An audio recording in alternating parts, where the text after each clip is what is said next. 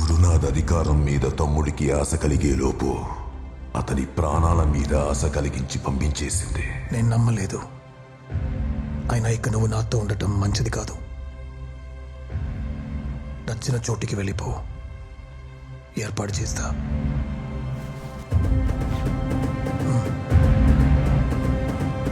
అన్నమాట మీద గౌరవంతో అతను వెళ్ళిపోయాడు. ఇప్పటి వరకు అతను ఎక్కడున్నాడో ఎవరికీ తెలియదు. చారులతే చంపించేసిందని అందరూ అనుకుంటూ ఉంటారు. అదంతా ఒక పుకారు. ఒకసారి బార్లో పాటలు పాడే అమ్మాయితో గురునాథ్కి పరిచయం ఏర్పడింది. అది తెలిసి చారులత ఆ అమ్మాయిని సజీవంగా కాల్చేసింది.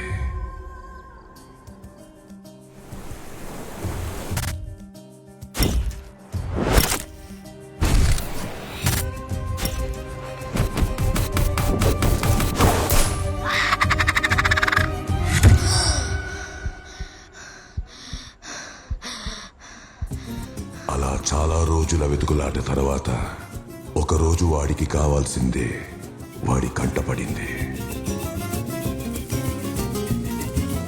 दारोगा मिलेगा मार्केट के बाजू। अच्छा ठीक है।